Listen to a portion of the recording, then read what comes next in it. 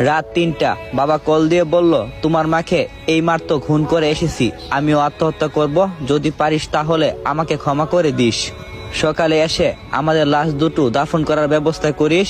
এই পৃথিবীতে তুই একা হয়ে গেলি, চিন্তা করিস না, দূরের ওই আসমান থেকে তোকে আশীর্বাদ সর্বদাই করব। আমি কান্না জড়িত কণ্ঠে বললাম, বাবা তুমি এসব কি বলছো? মাকে কেন খুন করছো? আমি তো কোনো কিছু বুঝতে পারছি না, নাকি মজা করছো?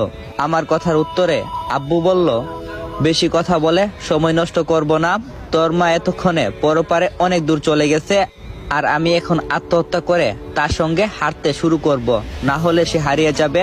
আমি বললাম, বাবা প্লিজ মায়ের কাছে ফোনটা দাও, আমি তার সাথে কথা বলবো। বাবা বলল, সে তো গলা কাটা অবস্থায় নিশ্চুপ হয়ে ঘুমিয়ে আছে, তুই সকালবেলা তাড়াতাড়ি গ্রামের বাড়িতে চলে আয়। আমাদের দুটো লাশ নিয়ে পুলিশ পোস্টমর্টম করে কাটাছেঁড়া যেতে না করে বলে ফোনটা কেটে গেল। সঙ্গে সঙ্গে বাবার নাম্বারে আরো কল দিলাম, কিন্তু মোবাইলটা বন্ধ। মায়ের নাম্বারে কল দিলাম, রিং হচ্ছে কিন্তু রিসিভ হচ্ছে না। বিছানায় বসে কান্না করতে লাগলাম। আমার রুমমেট তহিদ ঘুম থেকে লাফ দিয়ে উঠে আমার কাছে এলো। আমি তাকে সবকিছু খুলে বললাম, আর সে বলল বাড়ির পাশে কারো কাছে ফোন দিয়ে খবর নিতে। সঙ্গে সঙ্গে চাচাতো ভাই মনিরুলের কাছে কল দিলাম।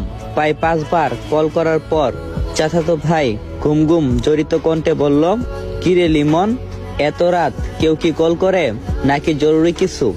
আমি কান্না করতে করতে বললাম, মনির ভাই আমাদের বাড়িতে গিয়ে একটু দেখে আসো বাবা মা কেমন আছে। মনির ভাই বলল, কেন, চাচা আর চাচির কি হয়েছে?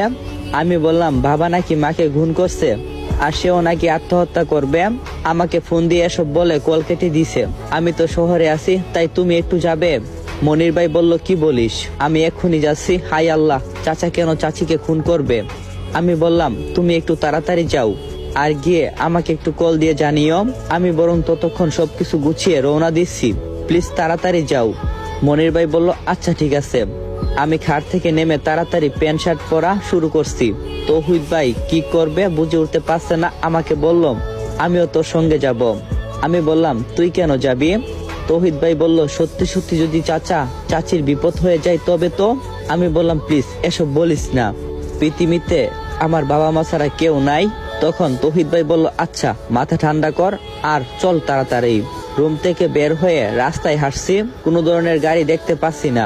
মেন রাস্তার দিকে একটু গিয়ে কিছু একটা পাওয়া যেতে পারে, তাই সেদিকে হাঁটা শুরু করছি। বাস স্টপে এসে একটা মাহিন্দার পেলাম। রাতের বেলা এই দুইটা গাড়ি একটু বেশি চলে জানতাম, তাই উঠে বসে পড়লাম। মাহিন্দারের মধ্যে বসা অবস্থায় মনির ভাই কল দিয়েছিল, কল রিসিভ করলাম।